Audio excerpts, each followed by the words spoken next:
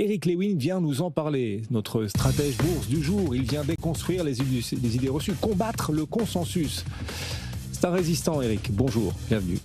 Tous mes vœux, bonjour. Tous nos vœux également. C'est votre première intervention de l'année dans BFM Bourse. Non, j'ai fait mardi dernier avec Antoine. Vous n'avez pas suivi. Mais c'était pas dans BFM Bourse. Si. Oui, c'est vrai, dans Culture Bourse. Mais oui, c'est vrai. Non, mais parfois, j'écoute pas. Sur Forcy Power. Eric Lewin, donc, toujours Bourse Direct, Eric, ça n'a pas changé. Toujours. Il faut sortir du marché japonais car les taux d'intérêt n'arrêtent pas de monter et vont encore monter. Certains pensent qu'il faut donc sortir de la bourse japonaise. Pas vous, vous dites bullshit. Vous foudroyez cette idée que parce que les taux japonais remontent, le marché action va baisser. D'ailleurs, c'est vrai que depuis le début de l'année, malgré les hausses de taux, le Nikkei est en hausse, on le disait, de 3%. C'est bizarre. Non, mais même sur un an, quand vous regardez sur un an, le 10 ans japonais passait de 1,24 à 2,10, alors que le Nikkei sur un an a gagné 32%. Alors vous pouvez vous dire, mais comment ça se fait ? En fait, ce qu'il faut bien comprendre, c'est que le rattrapage qu'on voit sur les taux longs est dû, à un surcroît d'inflation, puisqu'on a 3% d'inflation, et surtout à ce que les taux courts au Japon sont passés à 0,75%, un plus haut depuis 30 ans. Et ce qu'il faut bien comprendre sur le Nikkei, c'est que c'est un marché, comme le Nasdaq, c'est un marché tech. Il y a deux boîtes importantes dans le Nikkei, il y en a beaucoup, mais il y en a deux qui pèsent 18% de l'indice, c'est Advantest et SoftBank, qui ont gagné l'an dernier quasiment entre 90 et 120%. Donc c'est pour ça que vous avez un marché japonais totalement déconnecté des taux longs, parce qu'en général, des taux longs qui passent de 1,10 à 2,20, ça fait un écart monumental pour ceux qui détiennent des obligations. Donc ça fait des pertes en capital monstrueuses. Et pourtant, il ne se passe rien. Et on continue à acheter le Japon parce qu'on considère que c'est un événement naturel et que, comme la BOJ, la Banque du Japon, devrait continuer à augmenter ses taux, qui devraient être à 1, voire 1,25 cette année, eh bien, pour l'instant, il n'y a aucun impact sur la bourse japonaise, comme si les deux marchés étaient déconnectés. Et à mon avis, ça risque de durer. D'accord, ça risque de durer parce que les taux vont encore monter. D'après vous, on n'est pas au bout de la dynamique. On n'est pas au bout de la dynamique parce que les taux d'intérêt réels sont extrêmement négatifs. Vous avez une inflation entre 2,8 et 3% et vous avez des taux courts à 0,75%. Et un 10 ans qui se retrouve à 2,10. Donc on a des taux d'intérêt réels totalement négatifs. Et pourquoi les taux longs vont continuer à monter ? C'est qu'il y a eu un grand plan de relance qui a été annoncé en novembre de 118 milliards de dollars. Et ce plan de relance, c'est 60% les ménages, 40% les entreprises. Et donc il va falloir aller chercher du financement. Mais comme la Banque du Japon et comme les institutions japonaises détiennent 90% de la dette japonaise, il ne peut pas se passer grand-chose. En France, il y avait un problème sur la dette française avec un budget qui n'est pas voté, avec une nouvelle motion de censure. Vous pouvez avoir des internationaux qui vendent la dette française. Au Japon, c'est extrêmement compliqué parce qu'elle est concentrée entre de très faibles mains.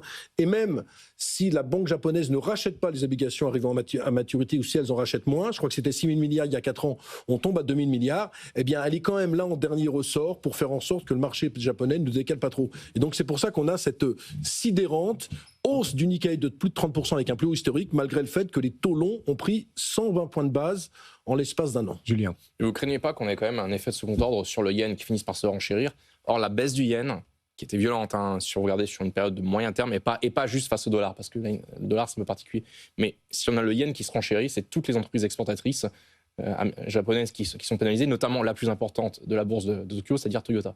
Oui, mais pour l'instant, le yen n'a pas du tout tendance à se renchérir parce que les taux restent à un niveau très faible. Maintenant, il y a une grande angoisse peut-être par rapport au Japon, c'est le fameux carry trade. Le carry trade, c'est quoi ?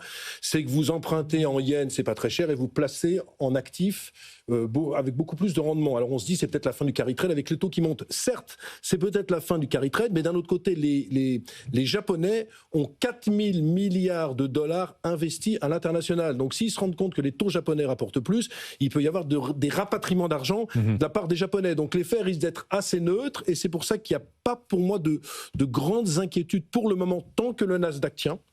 Tant que le Nasdaq tient, il n'y a pas de grosse inquiétude à avoir sur la bourse japonaise. Deux questions rapides. Les tensions croissantes avec la Chine. On a vu la semaine dernière notamment une montée de tension entre Tokyo et Pékin. Est-ce que c'est un risque pour la bourse japonaise ? Alors c'est un risque pour la croissance. On attend une croissance de 0,8% cette année au Japon. L'embargo qu'il y a sur les terres rares, sur les semi-conducteurs qui ont été annoncés parce que le Japon a fait des politiques très, très pro-Taïwan, ça peut coûter 0,4% de croissance. Mais si ça coûte 0,4% de croissance, ça veut dire que si la croissance est moins forte, il y aura peut-être moins de hausse des taux. Donc ça va plutôt, je ne vais pas dire dans le bon sens, mais il n'y a pas un impact si négatif que ça. Autre question, la première femme première ministre du Japon, elle s'appelle Sanae Takaichi, c'est une main de fer. Sanae Takaichi, bien, elle envisagerait la tenue d'élections législatives anticipées, peut-être dès le mois prochain, soit avec 2 ans d'avance sur le calendrier initial. Pourquoi ? Est-ce que c'est un signe d'instabilité, ça, pour le Non, pas du tout. Pour moi, elle a une cote de popularité au zénith et il y a une majorité qui est très fragilisée, très écartelée au Japon. Et donc, elle a besoin de ça, comme dans certains gouvernements. Alors, ça n'a pas marché en France. En France, il y a eu 2 couacs, 2 Villepin, je crois que c'était 97. Mais ça n'a pas marché pour son prédécesseur, Eric. C'est comme ça qu'elle a arrivé au pouvoir. Ça n'avait pas marché pour son prédécesseur, mais là, on a le sentiment quand même qu'on va dans le bon sens, parce que le plan de relance qui a été annoncé de 118 milliards va dans le bon sens et plaît beaucoup aux investisseurs et plaît aux partis politiques. Donc, le pari qu'elle fait, à mon avis, ça risque d'être un pari gagnant. Alors, si on veut investir sur le marché japonais, on fait quoi ? On achète directement des sociétés japonaises ou vous préférez qu'on garde un œil sur des sociétés européennes qui sont actives au Japon ? Il n'y en a pas beaucoup. Alors, c'est sûr qu'avec le plan de relance de 118 milliards, ça peut être très bien pour la transition énergétique, ça peut être très bien pour des Schneider, il y a un plan de relance des infrastructures, ça peut être bien pour Alstom. Mais moi, je crois que sur le Japon, il faut mieux acheter des ETF sur le Japon. Ça me paraît plus logique. Il n'y a pas pour moi une entreprise française qui aurait 70% de son chiffre d'affaires au Japon et qui pourrait bénéficier de ce plan de relance. Donc, achetons des ETF. De toute façon, c'est tellement compliqué. En plus, mon cher Antoine, même si on ne dort pas beaucoup, vous et moi, avec la décalage horaire, c'est très, très, très compliqué puisque je crois que le marché japonais ouvre à 1h du matin et il doit fermer vers 7h du matin, 7h, à l'heure 8h, ça dépend. à l'heure où on roupille quand même les uns et les autres. Ah, vous dormez encore à 8h du matin, vous ? Non, mais à 1h du matin, parfois, je dors oui. quand même. D'accord. Il va y avoir Hermès qui est bien exposé au Japon. Ouais, mais ils sont plus exposés quand même en Chine et c'est quand même pas un market mover si jamais le Japon relance sa politique économique comme c'est prévu. Eric Lewin, en fil rouge avec nous, parce que vous reviendrez tout à l'heure dans moins d'1 heure, Eric. Dans une demi-heure même. Oui, dans une grosse vous êtes à l'heure. Oui, on est à l'heure, effectivement. Là, il met la pression là, tout de suite. Pour refaire la séance, ce sera juste après la clôture. Vous livrez les pistes d'investissement ici sur les marchés européens, des valeurs européennes et éligibles au PEA. Ce sera donc dans une grosse demi-heure. Eric Lewin, stratège action pour Bourse Direct. À tout à l'heure, Eric.